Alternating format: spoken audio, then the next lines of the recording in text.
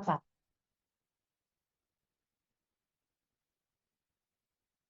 Siapa yang ingat fase-fase perawatan periodontal? Izin dokter. Ya, ingat nggak? Ya, Nicholas. Iya, setahu saya untuk terapi periodontal ada fase dalam bedah. Yang kedua adalah fase bedah yang se-emergency. Fasenya 4 fase betul, tapi kalian urutannya masih salah. Jadi coba kalian pelajari lagi. Kenapa ini penting? Karena nanti di tiap kali kalian mengerjakan pasien ataupun kalian menulis rekam medis, harus ada tahap-tahap perawatan periodontal. Ya, nah, ini saya berikan supaya kalian ingat. Ya, perawatan di perio, fase-fase perawatan periodontal ada 4 fase. Ya, ada fase emergency, kemudian fase 1 di non surgical, fase 2 surgical, kemudian maintenance fase dan restoratif fase. Nah, maintenance 4, restoratif 3. Gitu ya. Semua akan melewati fase non-surgical, termasuk kemarin yang perawatan Prof. Erni adalah HMT itu termasuk non-surgical fase. Ya. Pemberian HMT itu apa?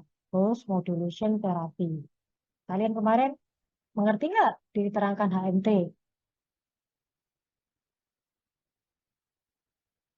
Ya, nanti dipelajari ya. Post Modulation Therapy itu juga sangat penting. Ya, karena kalian nanti melakukan perawatan itu pasti akan melalui fase satu. Selain kemarin yang HMT, fase satu apa saja? Contohnya fase satu apa saja? Ayo, Izin dok. ya, bilang. Fase satu itu biasanya berupa SRP, scaling root planning, terus kontrol plaque, terus DHE, terus pemberian obat-obatan. Tadi bilang SRP sama scaling. SRP sama scaling ini sama, ya. Kalau kita melakukan scaling, belum tentu kita memerlukan root planning, ya kan? Kalau pasien tidak ada pocket atau tidak ada kalkulus limpa, ya kita tidak perlu melakukan root planning. Ya, namanya root planning kita membersihkan akar, ya kan? Tapi kalau scaling itu pasti kita lakukan pada saat fase satu. Ya, fase satu contohnya tadi sudah betul bilang ada DHE, scaling, root planning, kemudian pemberian obat, ya. Kemudian ada lagi occlusal adjustment. Ingat occlusal adjustment? Nah, occlusal adjustment itu semua termasuk di fase satu. Ya. Sekarang kapan kalian melakukan fase emergency?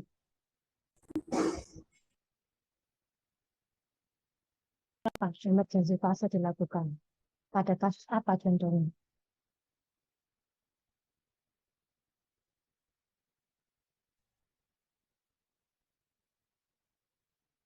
Endo sudah masuk, bedah mulut sudah masuk, sudah masuk periode satu, ya kan? Semua pasti ada fase emergency, terutama bedah mulut.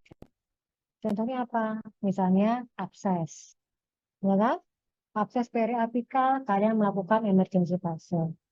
Abses periodontal, kalian juga bisa melakukan emergency fase. Contohnya, kita harus melakukan drainase, ya kan? Ingat nggak kalau di endokonservasi ada abses periapikal, kalian akan melakukan drainase. Drainasenya melalui pulpa, open bore, ya kan? Kalau ada abses periodontal, kalian drainasenya di mana? Ya, drainasenya lewat mana?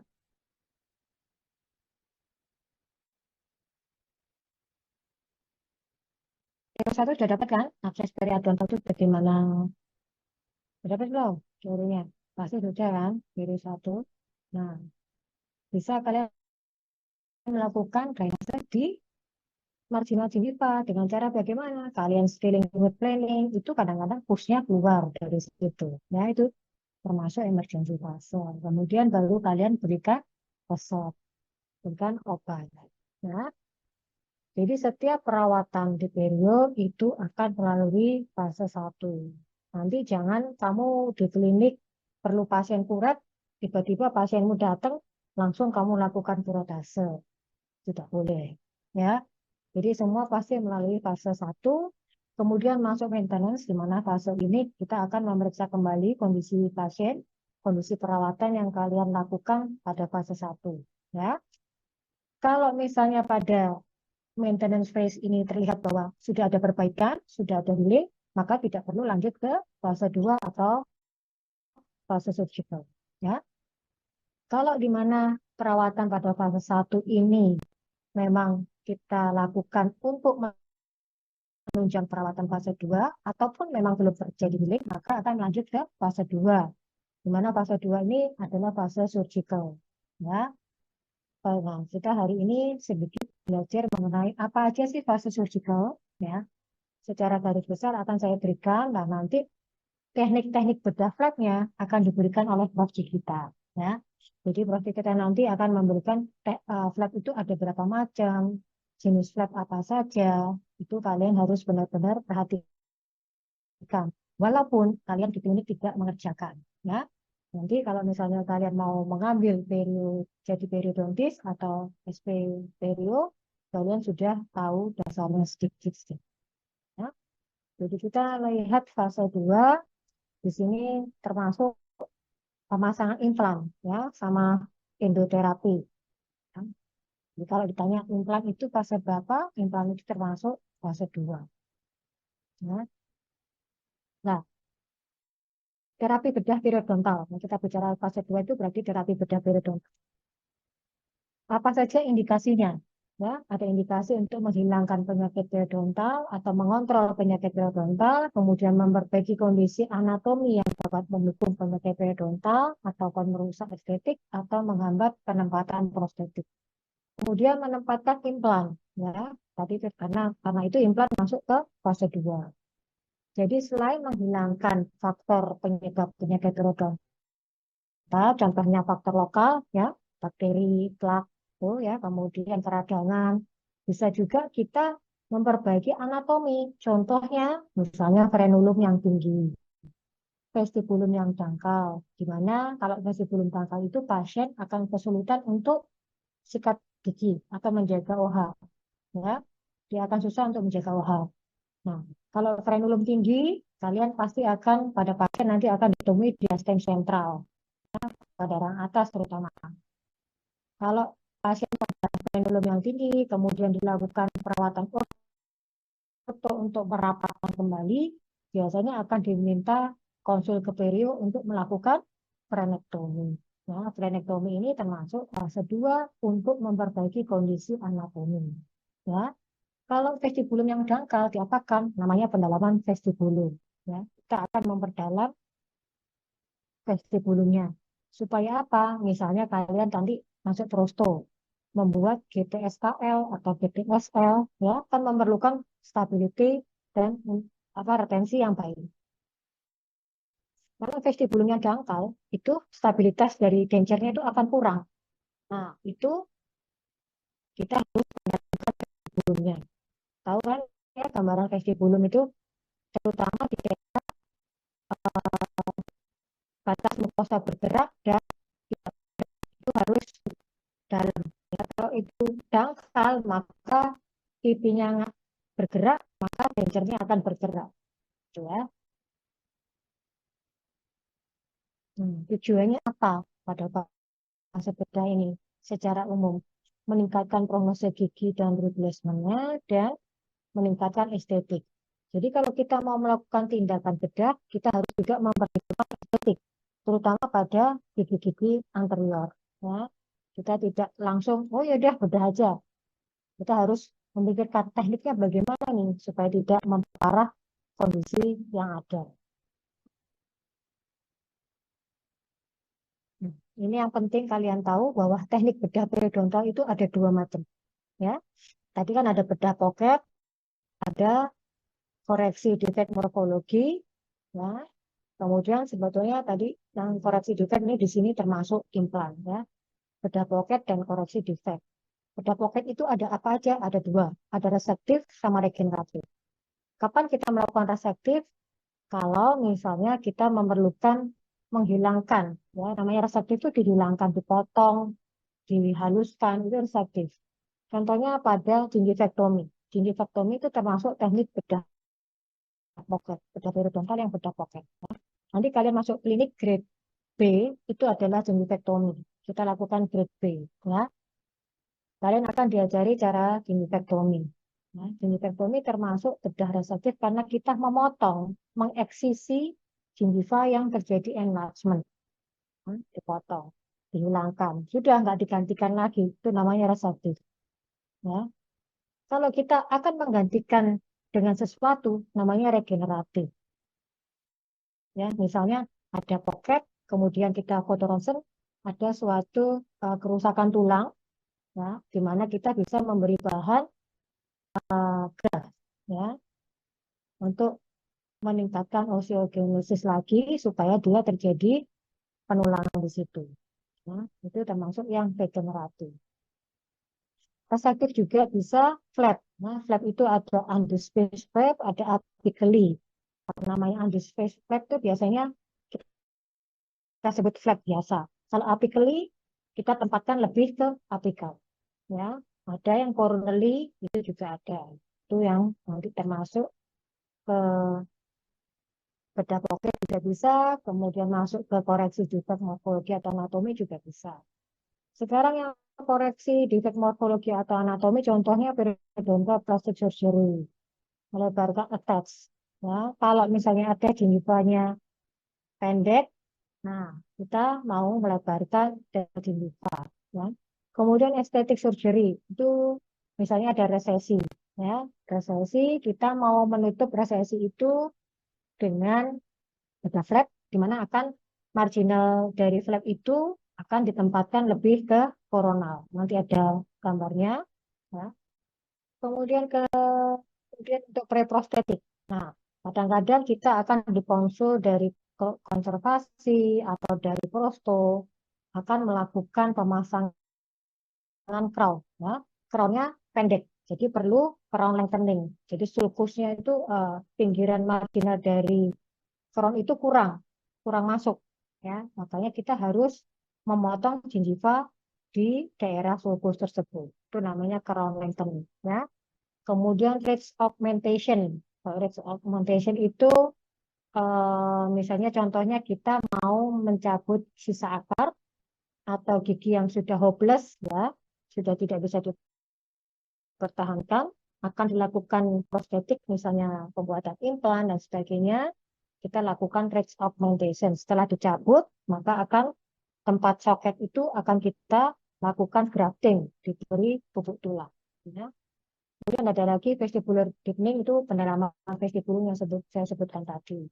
Terakhir adalah placement of implant, itu termasuk koreksi defect morfologi. Nanti kalian buka di Karansa yang 13 bisa, di Karansa yang baru 14 itu juga bisa aja, ya.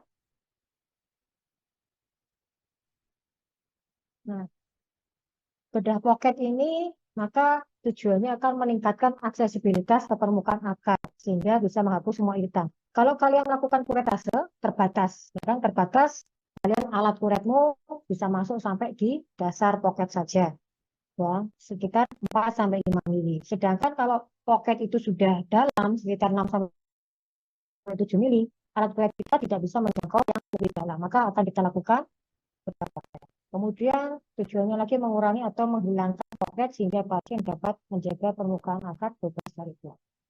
Terakhir membentuk kembali jaringan lunak dan keras sehingga mencapai topografi yang harmonis.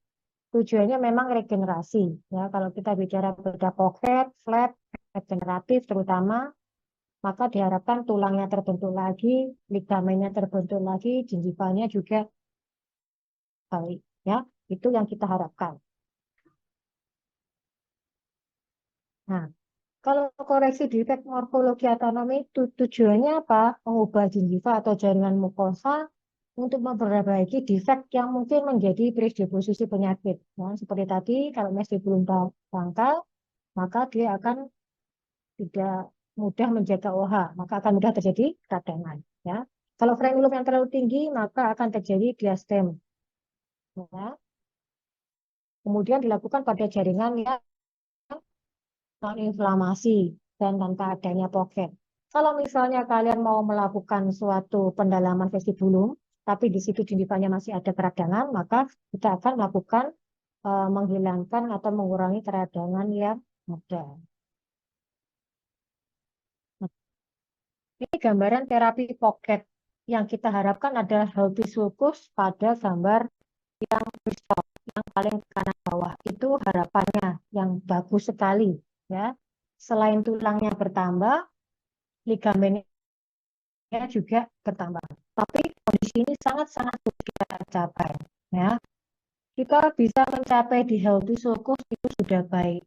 Ya. Jadi di sini pada kondisi aktif maka akan bakteri-bakteri ada di sini, keradangan akan ada di pada gambar yang kiri atas. Ya. Kemudian kita bersihkan, kita harus ini dilakukan fase 1, SRP dan sebagainya, pemberian obat, maka kondisi inaktif. Dan kemudian kita lanjutkan perawatan. Ya. Bisa kalian kuretase, bisa kita lakukan bedah flat. Kalau kuretase, maka hasilnya biasanya akan terjadi long junctional epithelium. Ya. Pada gambar yang kanan atas itu, nah, itu epitel di mukosa akan menempel pada sementum. Dia melekat, makanya dalam waktu seminggu kalian tidak boleh kontrol itu dilakukan probing. Ya. Kalau kita melakukan suatu tindakan bedah periodontal, maka diharapkan terjadinya healthy sulcus pada kiri bawah ataupun sampai terjadi restore. Ya. Nah, tapi kalau kita melakukan bedah terapi pocket, ada efek samping yang sedikit. Ya. Apa efeknya? Kadang-kadang akan terjadi resesi. Ya. Jadi kalau gambar atas itu inaktif, pocketnya segini misalnya, kita potong ya, kita bersihkan, pocketnya hilang, maka akan bisa terjadi sedikit terjadi resesi, tapi pocketnya hilang. Nah, itu yang harus kita sampaikan ke pasien. Kadang-kadang bahwa pasien itu pengennya giginya kan fungsinya juga baik, giginya juga baik ya. Kalau pada kasus-kasus pada gigi anterior kita harus hati-hati jika ada pocket ya. Makanya kita harus tetap melakukan fase 1 dan kita memikirkan bagaimana kita mengurangi atau meminimalkan terjadinya resesi. Ya, banyak cara sih sebetulnya. Kita tarik lebih ke koronal atau kita pakai bahan regeneratif yang bagus ya. Itu memang pelajaran spesialis nantinya. Nah, jadi kalian hanya kita beri bahwa di sini terapi bedah pocket dengan tujuan regeneratif. Ya. Nah, ini seperti yang saya katakan di depan bahwa setiap tahap kita mau melakukan fase 2, kita harus reevaluasi pada fase 1. Ya, semua pasien harus dilakukan terapi awal dengan XRP, kemudian kebutuhan operasi periodontal harus dilakukan hanya setelah evaluasi menyeluruh tahap 1 selesai. Kita tidak boleh begitu pasien datang, scaling, besok datang lagi kita lakukan bedah flat. Tidak boleh. Ya, paling tidak kita harus kontrol 1 minggu, kita koreksi dulu apa saja yang sudah terjadi. Ya, kadang-kadang kegoyangan gigi juga bisa hilang. Jadi misalnya derajat 2 jadi derajat 1 jadi tidak ada kegoyangan. Ya, karena di situ kadang-kadang memang keradangan bisa menyebabkan kegoyangan gigi, terutama pada derajat 1. Nah, jadi semua harus di reprobing, semua gigi-gigi harus diprob lagi. Nah, pada saat kita mau melakukan bedah periodontal, ya, terutama pada bedah pocket, ada zona-zona yang harus kita perhatikan, ya. Ada zona pada jaringan lunak dinding pocket, permukaan giginya, underlying bone sama ada gingiva. Itu semua harus diperhatikan, ya. Kalau kita mau melakukan kuret kan juga ada dinding jaringan keras, ada dinding jaringan lunak, ya. Itu semua tetap harus diperhatikan. Ya. Kalau dinding jaringan lunak, dinding pocketnya harus itu menentukan fitur morfologisnya, ketebalannya bagaimana. topografi dari lunarnya bagaimana, dan apa masih ada inflamasi atau tidak pada dinding poknya. Ya, pada peluang giginya dilihat deposit bagusnya bagaimana, kemudian apakah ada yang perlu dikoreksi lain, ya, gigi-giginya ada karies atau tidak, itu juga termasuk yang harus diperhatikan. Underlying bone, kita harus lihat di ronsenologis. Tulangnya bagaimana? Ada crater kah? Ya, resortingnya horizontal ataukah vertikal? Dari situ kita bisa memperkirakan, oh ini saya memerlukan tindakan regeneratif. Oh ini hanya resektif. Ya. Kemudian attach genifanya. Attach genifanya ini adekuat atau enggak? Misalnya ada resesi. Nah, attachnya ini pendek atau lebar, ya, tipis atau lebar, ya.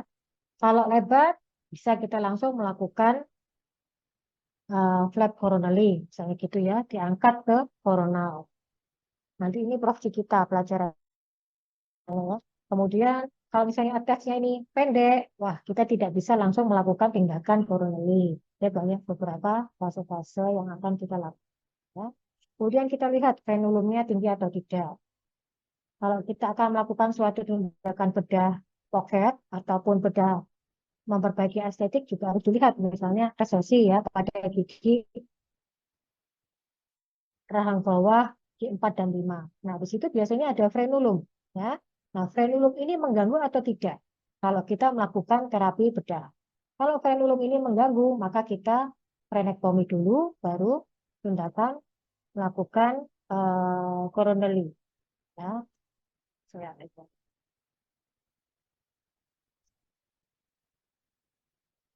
Saya coba, ini saya tutup dulu, saya masuk ke case report aja dulu ya, supaya kalian punya gambaran bahwa tindakan bedah itu seperti ini. Ya,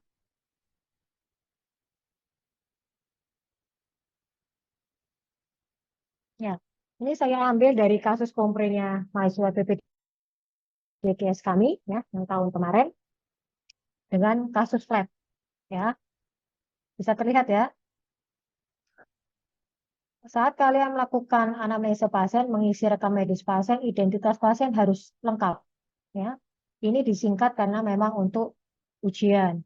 Kalau tidak untuk ujian, di rekam medis pasien harus lengkap.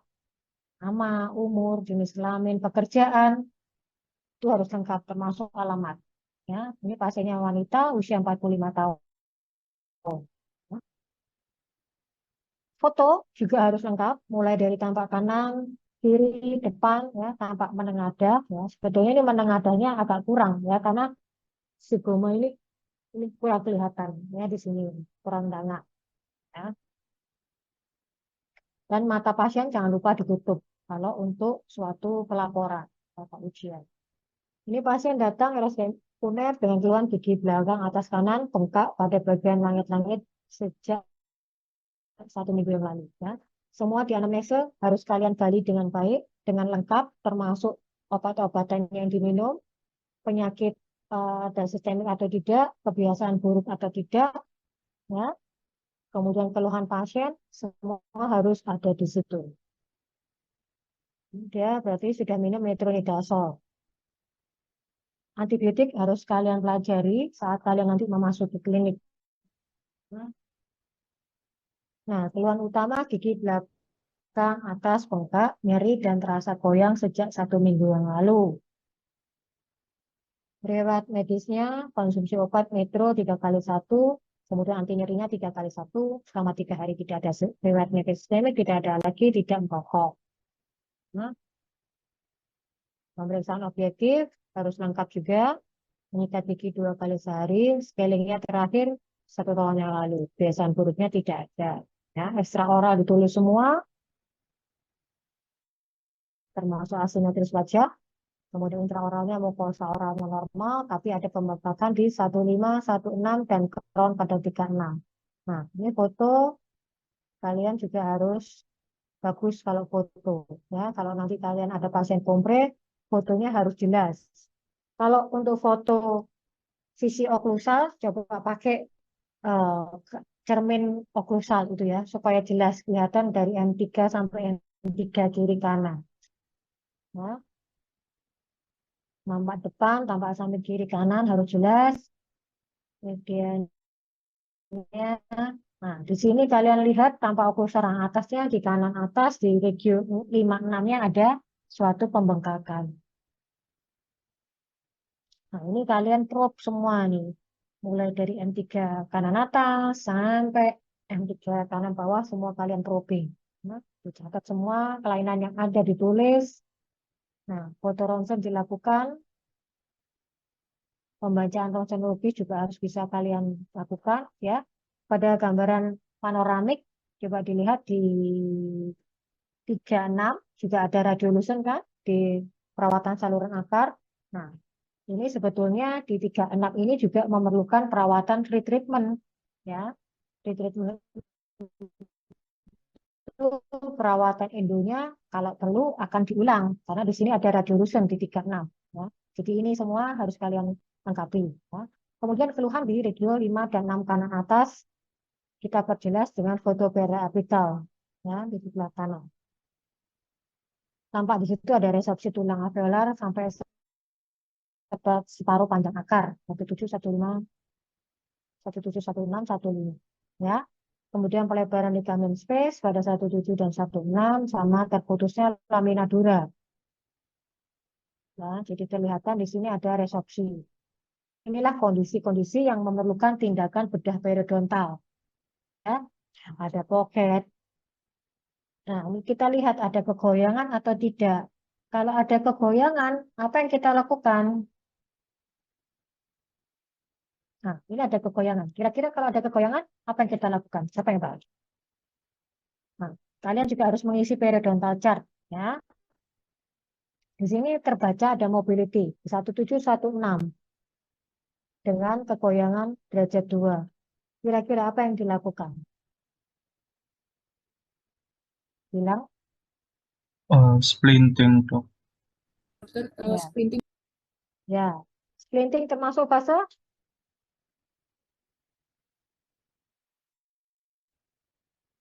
Fase 1, Dok. Splinting termasuk fase 1. Ya. Jadi kalau kalian ada kegoyangan gigi dengan derajat 2, ya, setelah kalian melakukan scaling seminggu pasienmu kontrol, ternyata tetap derajat 2, berarti memang indikasi blending. Kalau derajat 1 bagaimana?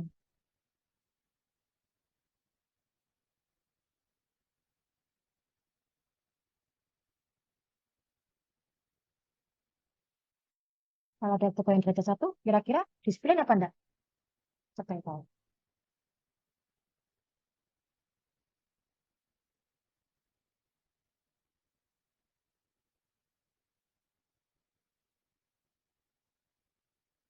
Satu, indikasi splitting enggak?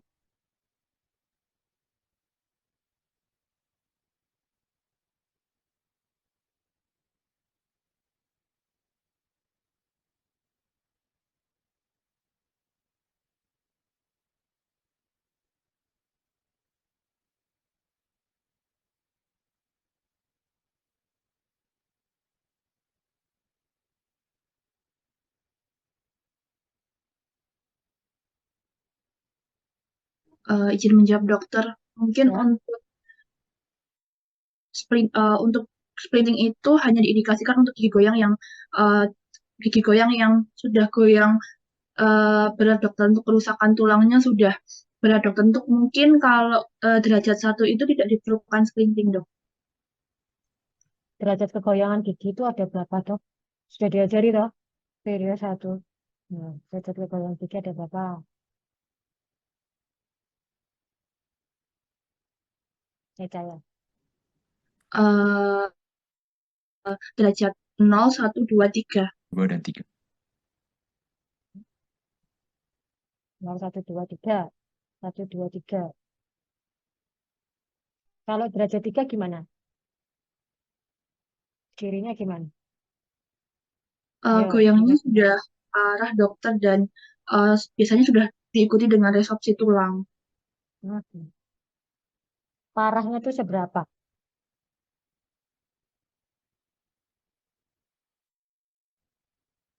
Nah, jadi kalian harus tahu ya, derajat 1 itu bagaimana gerakan kegoyangannya 1 mili, jadi 0 sampai 1 mili, maksimal 1 mili ke arah bukal palatal atau mesial distal. Ya. Derajat 2, bukal palatal mesial distal sampai 2 mili. Kalau kita bilang derajat 3, berarti sudah ada gerakan vertikal. Nah, kenapa derajat 1 kita tidak langsung melakukan splinting? Ya, kita cek dulu oklusinya. Apakah oklusi ini berpengaruh terhadap kegoyangan yang terjadi? Ya. Kemudian kita cek dulu apakah ada keradangan. Oleh karena itu kita masih harus melakukan scaling dulu semuanya. Ya. Derajat 1 biasanya banyak disebabkan adanya traumatic oklusi. Nah, itulah gunanya kalian belajar occlusal adjustment. Ya, jadi nggak serta-merta, oh ini goyang dok, splinting semua. Splinting itu nggak enak pasien. Ya, jadi kita harus bisa memilah-milah, oh ini indikasi splinting, ini indikasi tidak splinting, atau masih belum splinting. Ya kan? Nah, kalau derajat 1 kita lakukan dulu, cek oklusi dulu. Oh iya, ini titik-titik, ada titik-titik prematur yang menyebabkan suatu kegoyangan. Ya, kita grinding sesuai occlusion adjustment. Gitu ya. Terus pasienmu kontrol lagi seminggu. Ternyata hilang. Ya sudah, berarti tidak indikasi splinting. Ya. Kalau derajat 2, biasanya di situ setelah kita lakukan scaling tetap akan terjadi kegoyangan. Di mana tindakan splinting ini akan membantu kita mempermudah atau dia akan memfiksir gigi yang goyang itu sebelum kita melakukan tindakan bedah pocket atau bedah periodontal, terutama bedah pocket. Ya. Nah, kalau derajat 2 kita lakukan splinting. Ya. Berarti sebelum PPDGS ini, sebelum melakukan tindakan bedah, sudah melakukan splinting. Ya, pada regio yang goyang adalah gigi mana tadi? 16, 17. Berarti 17, 16, 15 dilakukan splinting. Ya. Nah, kita lihat diagnosanya di sini, abses periodontal.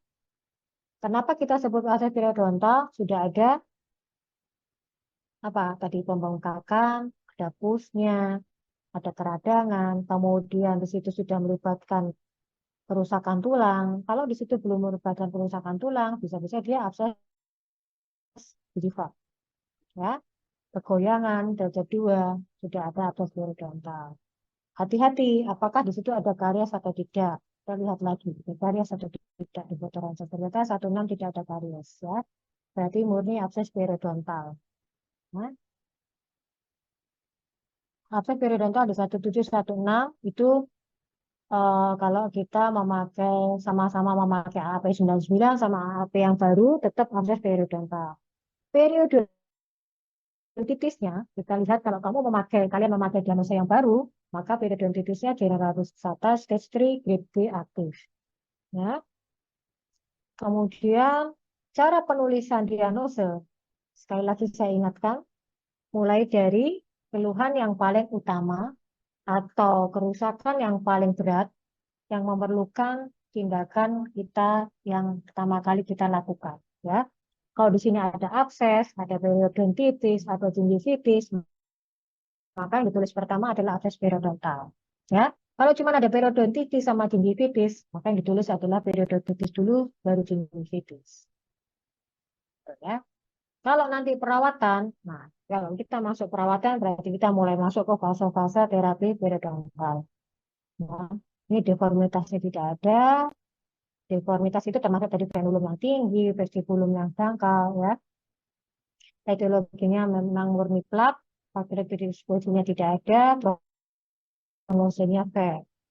Nah, di sini rencana perawatan. Makanya saya bilang kalian harus benar-benar mempelajari fase-fase perawatan periodontal. Karena di setiap rekam medis, maka kalian akan ketemu terus dengan fase-fase perawatan periodontal walaupun tidak pakai panah-panah begini. Ya, kalian tetap menulis bersusun tulisan ke bawah. Tapi kalau saat kalian berdiskusi dengan dosen, BPJP, kalian tetap memakai PPT dan memakai panah-panah seperti ini. Supaya kalian tahu alurnya ya. Mana fase 1, fase 4, fase 3. Ya. Jadi pada pasien ini maka fase satunya, fase non-surgical yang adalah DHE, sealing and repainting, aplikasi tetracycline gel, splinting, occlusal adjustment. Dan kemudian terapi pemeliharaan, kemudian masuk bedah nih. Ternyata bedahnya adalah bedah pocket yang regeneratif. Kenapa regeneratif? Karena di sini memerlukan GTR. GTR itu apa? Guided Tissue Regeneration Membrane. Ya. Setelah kalian buka flap, maka akan ditambah suatu bahan regenerasi, graft, begitu ya, untuk meningkatkan, mempercepat terjadinya osteogenesis, ya, dia sifatnya osteokonduktif, sehingga kemudian setelah graft, maka akan ditutup, dilapisi dengan GTR, supaya tidak terjadi long junctional epithelium seperti saat kalian melakukan koretase. Ya, kalau tidak dilapisi GDR ya bisa saja, cuman lebih baik kita lakukan pemberian GDR supaya fase penyembuhannya atau fase osteogenesisnya lebih bagus. Nah, ini kontrol sebelum operasi, pasien tetap dikontrol, ya nggak setelah seminggu langsung dilakukan operasi, gitu ya. Setelah diberi obat, dilakukan scaling, keradaan lainnya berkurang, ya. Oklusal atas kalian lihat bahwa pada 1516 pembengkakannya sudah berkurang, hampir hilang, ya. Tapi di situ poketnya pasti masih dalam. Nah, ini prosedur kerjanya supaya kalian bisa tahu bagaimana sih gambaran flap itu. Setiap kita melakukan tindakan bedah, walaupun hanya kuretase misalnya, ataupun gingitektomi, kita melakukan asepsis, ekstra dan intraoral. Kemudian anestesi lokal. Ya, anestesi lokal, kalian sudah belajar di bedah mulut, kalian harus tahu saraf apa yang dianestesi. Ya. Kemudian kita siapkan blade. Blade yang kita pakai biasanya 15C, 12. Nah, ini PPDKes memakai 15C. Ya. Insisi dibuat dari distal 171615. Nah, ini nanti saya masuk. Nah, ini nanti kita kembali ke teori PPT saya. Ya. Ini jenis flapnya adalah full thickness. Ya. Jadi jenis flap itu ada dua, ada partial thickness, ada full thickness. Full thickness itu apa? Jadi kita membuka flap sampai terlihat tulang. Ya, periosnya kita ketutkan, kita ikutkan tuh di flapnya pada elevasi flap kalian lihat ya, gingivalnya dibuka sampai kelihatan tulang dan akarnya. Itu termasuk full thickness flap. Ya, jadi kebuka semua. Kalau partial thickness itu bagaimana? Partial thickness itu insisi kita tidak sampai ke periosteumnya. Ya. Separuh gingiva kita insisi, kita berhenti, tidak sampai full di periosteum, tidak sampai menyentuh tulang. Ya. Kapan kita melakukan parsial, kapan kita melakukan full thickness, itu nanti proksi kita yang menerangkan, tapi saya memberi gambar sedikit. Kalau kita melakukan bedah pocket, bedah tulang, ya, bedah flap yang memerlukan perbaikan tulang, regeneratif tulang, maka kita melakukan bedah full thickness flap.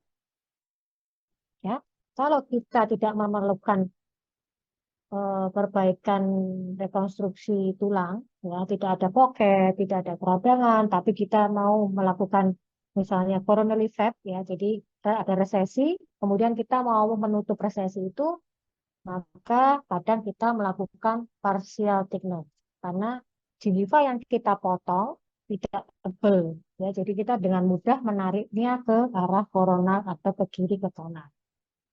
Atau bisa kita gabung antara full thickness dan partial thickness. Ya. Full thickness dulu sampai separuh jalan, baru kita pindah ke partial thickness. Kalian sebetulnya kalau ada kesempatan lihat PPDKS operasi, lebih baik. Ya.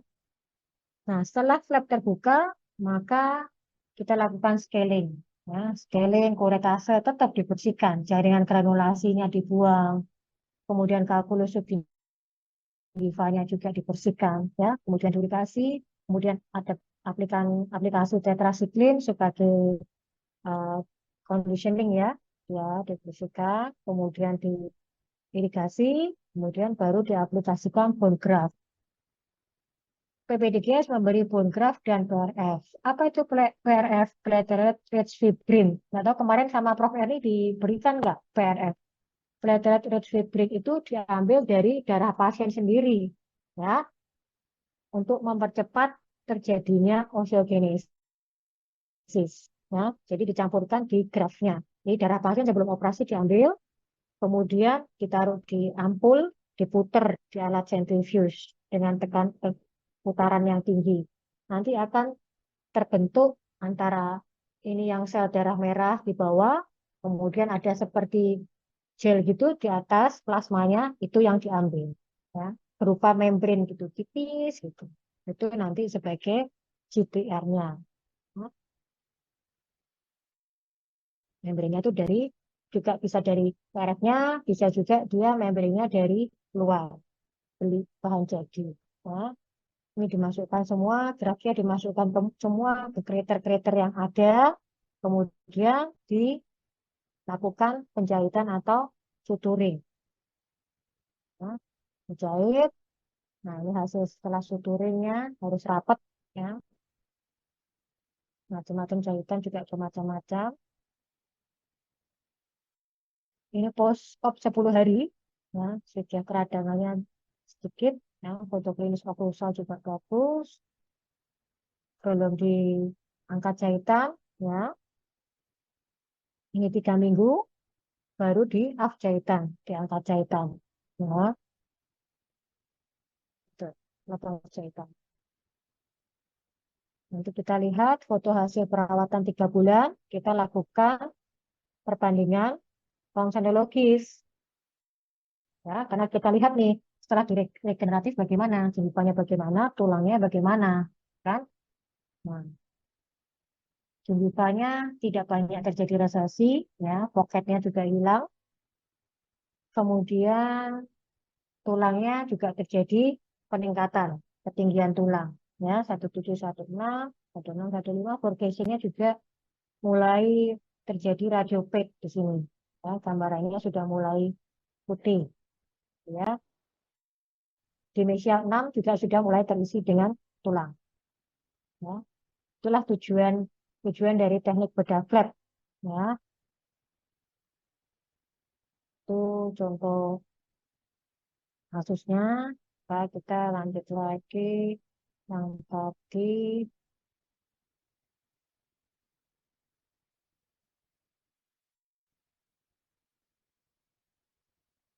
Tadi yang metode terapi pocketnya memang yang kita harapkan tadi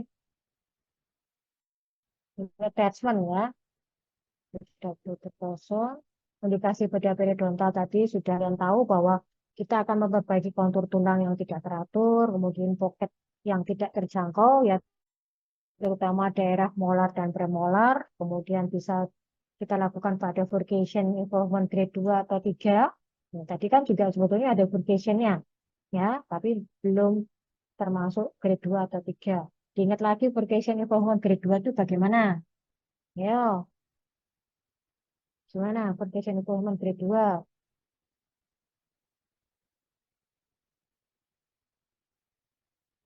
Ada yang ingat atau lupa semua atau nggak tahu? Izin menjawab dokter, ada gambaran jembatan Hmm, buntunya atau gambaran, ya, seperti ada gambaran jembatan buntu dokter. jembatan apa? Jembatan apa? Saya nggak dengar. Jembatan buntu dokter. Hmm, besak, ya. Jadi gini, probe apa yang untuk memeriksa ada tidaknya furcation involvement? Namanya probe apa?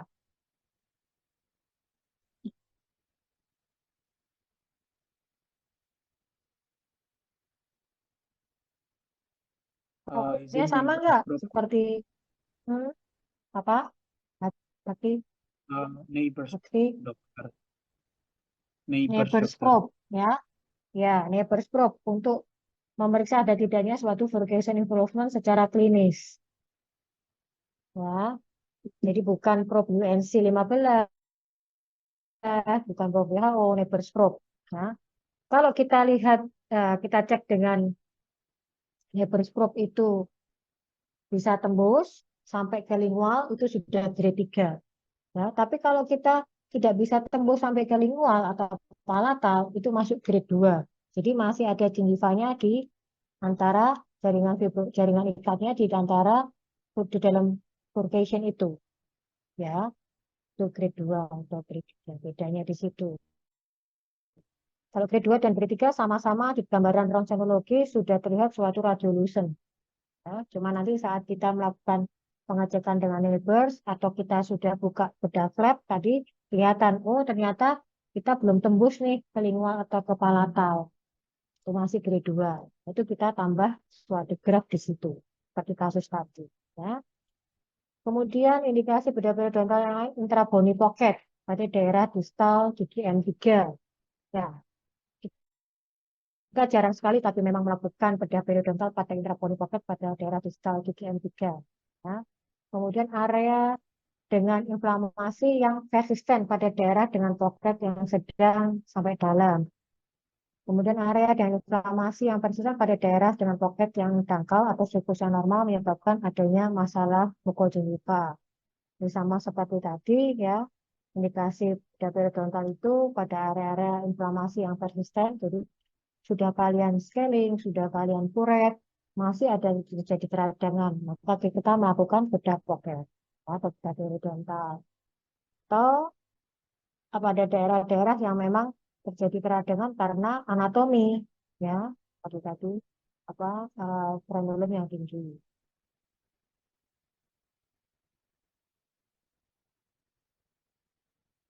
Metode terapi pocketnya tadi, new attachment technique, removal of the socket wall, dan removal of the tooth side of the pocket. Yang bagus memang new attachment technique yang kita harapkan, ya, ligamennya terbentuk, tulangnya terbentuk, gengivanya juga bagus. Kalau removal of the pocket wall, termasuk di situ ada koretase, itu termasuk juga removal of the pocket wall, gingiviectomy, itu juga, jadi gengivanya shrinkage, ya, dia tidak tidak sampai terbentuk tulang dengan baik atau tidak terbentuk tulang, tapi gengivanya bisa melekat kembali karena adanya gingiva yang shrinkage. Ya. Kemudian removal of the tooth side of the pocket. Misalnya nih ada pocket di M2 rahang bawah kanan, saya gitu ya. Pocketnya dalam 6 mili. Tapi secara ronsenologi ternyata M3-nya itu impaksi sebagian. Nah, ini mau nggak mau kita buang nih M3-nya. Supaya M2-nya di pocketnya ini akan milih. Ya. Atau misalnya hemiseksi. Seperti gigi 6 rahang bawah. Ya, 46 atau 36. Di distal lusun di akar distal, tapi akar mesial masih bagus, tidak ada kegoyangan. Nah, pasien minta dipertahankan. Apa yang kita lakukan? Bisa kita lakukan hemiseksi. Kalau kita mau melakukan hemiseksi,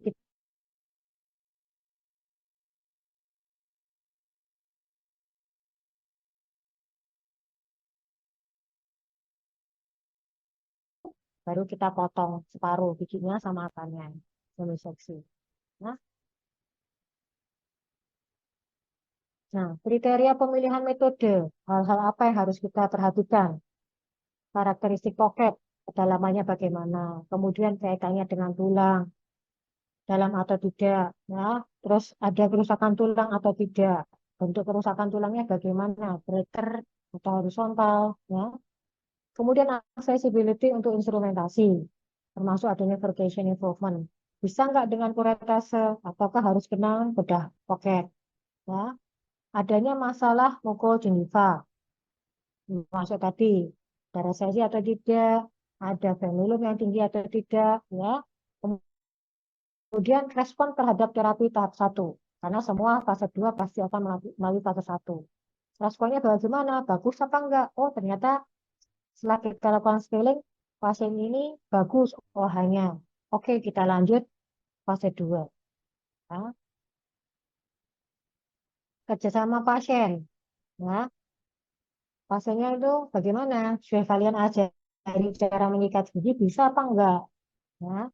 Pasiennya merokok atau tidak? Kalau kalian mau melakukan fase 2 dan pasien kalian merokok, harus disarankan untuk berhenti merokok dulu. Ya. Sampai setelah selesai operasi pun juga harus dihentikan dulu merokoknya. Kemudian umur dan kesehatan umum pasien. Umurnya berapa? Sudah usia apa belum? Sudah tua atau tidak? Ya, masih muda atau tidak? Diagnosa keseluruhan kasus bagaimana? Termasuk kondisi sistemik pasien, ya, ada enggak kemudian dengan kerjasama dengan bagian lain, itu semua harus dipertimbangkan. Terus estetik. Gigi anterior lebih mementingkan estetik daripada gigi posterior, itu pasti.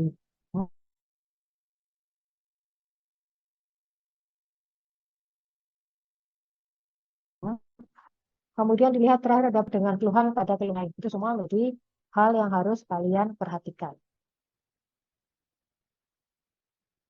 Ini pendekatan untuk masalah pocket spesifik. Ya. Di sini dibagi di Karansa itu ada pembagian yang inginnya mempermudah kalian untuk mempelajari bahwa kalau pocket gingiva-nya terapi pakai gingiva itu seperti ini. Terapi periodontitis ringan, ini. Terapi periodontitis sedang sampai berat, yang anterior bagaimana. Periodontitis berat pada periodik posterior seperti apa. Ya. Gingival pocket atau apa nama lainnya? Terapi gingival pocket. Gingival pocket atau? Yuk.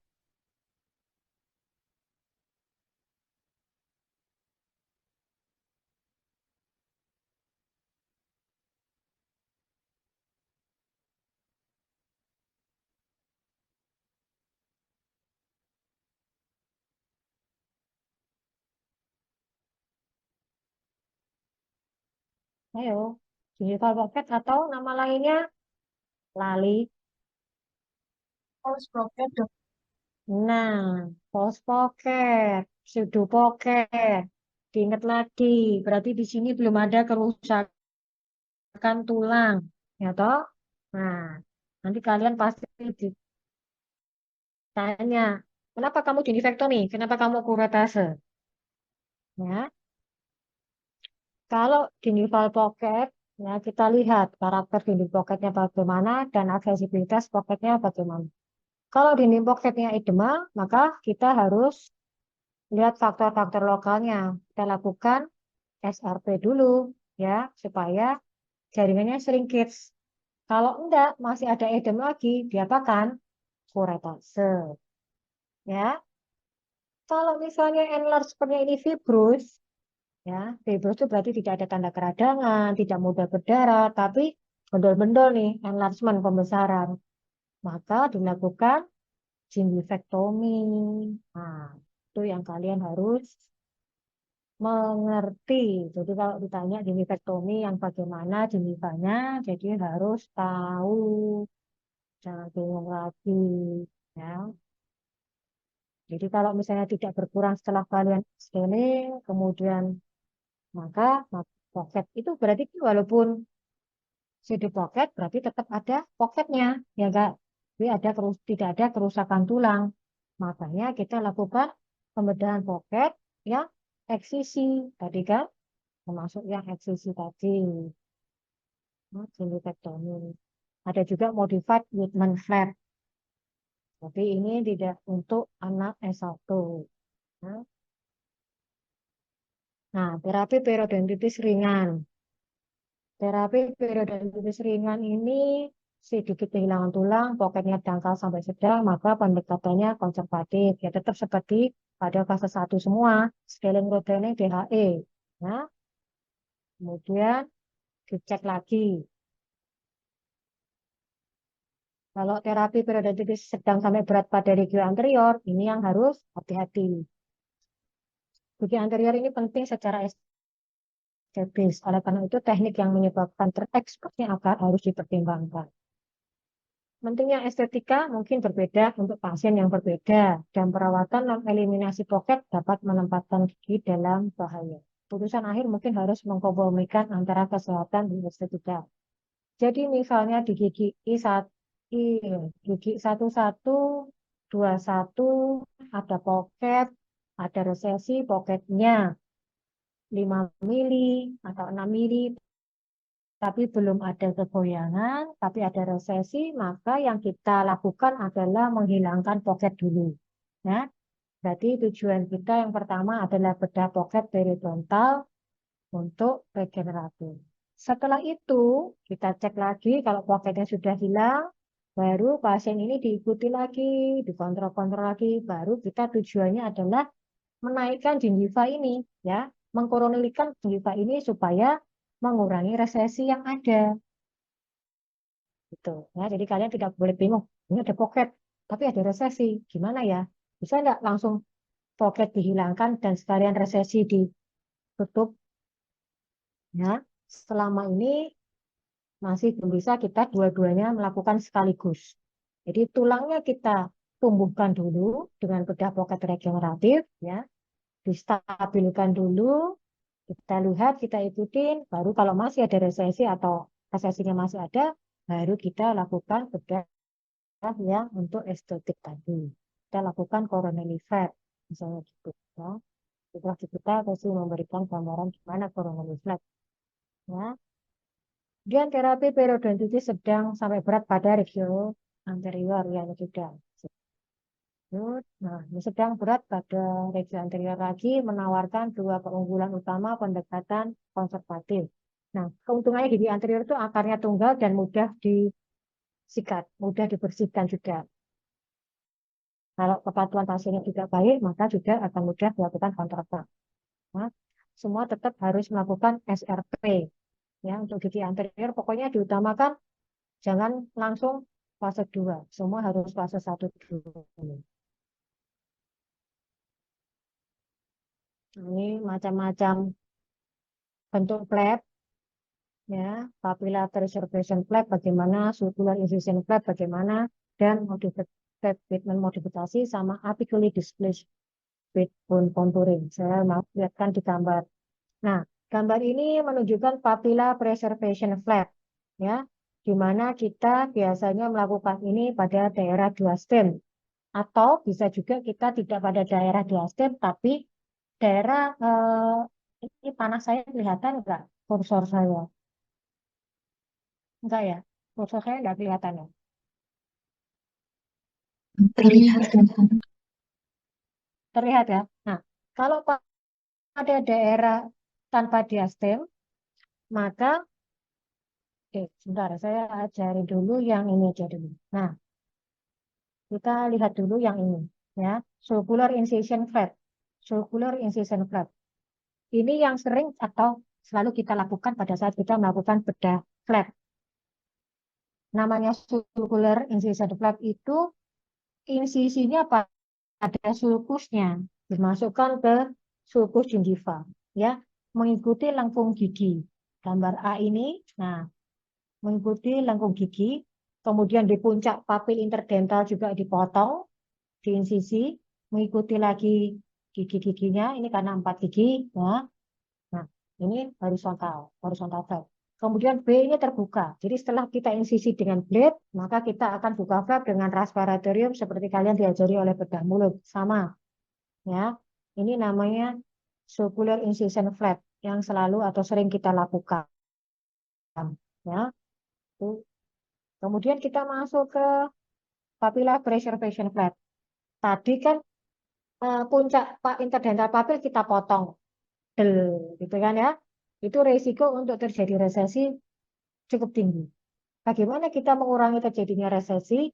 Maka salah satu cara adalah papilla preservation flap. Puncak interdental papil tidak dipotong, tapi di depannya sini, di fasialnya sini kita potong. Nah, masuk ke sulcus internal bevel, ya, seperti sulcular tadi, tapi di puncak interdental papil ini tidak kita potong, di sininya yang kita potong. Sisakan sedikit 1 sampai 2 mili di sini. Nah, baru kita lanjut lagi ke cervicalnya. Itu papilla preservation flap. Nanti waktu kita menutup flap kembali, dikembalikan ke interdental papil itu dan dijahit. Nah, itu supaya daerah interdental papilnya tidak turun, tidak resesi. Nah, tutup. Kalau pada diastem, kita membuat papilla preservation flap itu dengan tidak memotong interdental papilnya, tapi dipotong di palatalnya.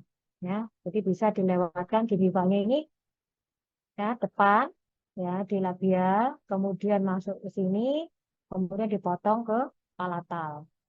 Jadi waktu membuka flap, nih kelihatan begini bentuknya. Ya. Nah, ditutupkan kembali ke palatal. Itu kalau pada daerah yang berdiastem. Kalau yang tidak berdiastem, seperti yang tadi saya katakan, tidak di puncaknya, tapi 1-2 mili di apikal dari puncak yang kita insisi. Nah, ini sopula tadi. Nah, ini modified Whitman flap ini kalau kita kuretase biasa, kita lakukan kuretase, atau bisa juga modified Whitman flap. Kadang-kadang kita membutuhkan modified Whitman flap kalau ada keradangan yang cukup banyak, ya, enlargement yang cukup banyak atau pocketnya juga cukup banyak, maka kita melakukan modified Whitman flap ini dipotong, ya. Kita lakukan insisi internal bevel di daerah yang ada keradangan, step 1, ya, itu 1 mili di apikal dari cervicalnya, insisinya, ya. Kemudian dari daerah sulcus juga kita masukkan blade kita di insisi. Jadi maka akan terlepas nih di step 5 terlepas daerah yang radang, ya. Daerah pocketnya itu akan terlepas. Cuma yaitu resikonya dia akan terjadi resesi. Modified Whitman flap ini sangat-sangat jarang kita lakukan. Yang sering kita lakukan adalah circular flap tadi dan yang papilla preservation flap. Nah, ini macam-macam flap nanti akan diberikan oleh kita. Nah, ini tadi yang saya katakan, apa sih yang partial thickness, mana yang full thickness. Nah, kalau yang sebelah kiri ini partial thickness. Nah, jadi blade-nya tidak mentok di periosteum. Periosteumnya itu kan lapisan tulang di bagian paling luar, ya. Dia tidak mentok di situ, dia di separuhnya sebelum mentok di periosteum. Fungsinya untuk mempermudah kita menarik gingiva ke arah koronal, ya. Kalau yang gambar kedua, apically disclosed in full thickness. Nah, ini full thickness. Jadi kita mentok di periosteumnya. Kita buka thread, seperti tadi kelihatan tulangnya sama kelihatan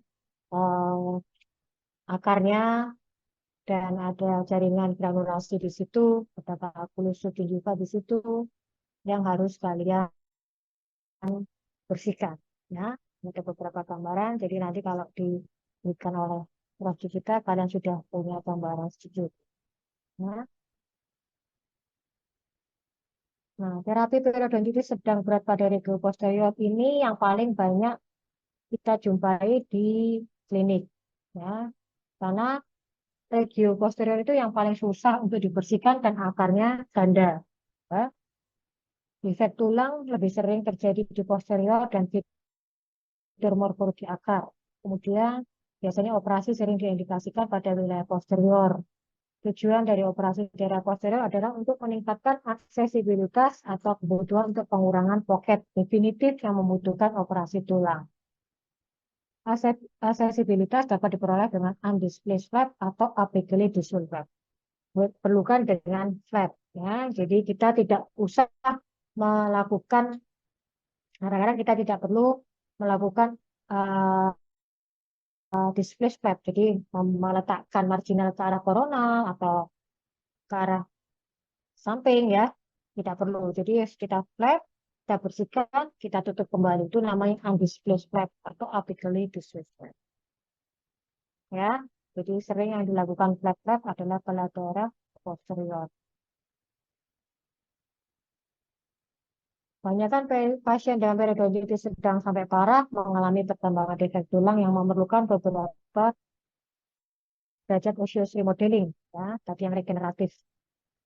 Papilla preservation flap adalah teknik pilihan karena lebih baik melindungi interproximal yang sering terjadi di pen. Nah, seperti tadi saya bilang, kalau kita akan meminimalkan terjadinya resesi, maka akan melakukan papilla preservation flap. Ya. Pilihan kedua dan ketiga adalah sulcular dan modified movement. Ketika terdapat defek tulang tanpa kemungkinan rekonstruksi, seperti yang terperintah Peters, teknik pilihan adalah flap dengan contouring tulang. Kalau misalnya di situ tidak ada tempat, atau ternyata di situ hanya apa namanya reseksinya horizontal, di mana kita tidak bisa memungkinkan untuk terjadinya memberikan suatu graf atau bahan, maka yang kita lakukan adalah contouring tulang. Ya, kita lihat ada nggak yang tajam. Ya, kita lakukan resektif di situ, dihaluskan, ya, dikontur tulangnya, diperbaiki, baru kita tutup kembali flapnya. Nah, mungkin itu yang kita bahas di fase 2. Ada pertanyaan? Intinya di sini adalah teknik fase 2 adalah bedah pocket dan apa tadi yang satunya untuk memperbaiki kelainan anatomi.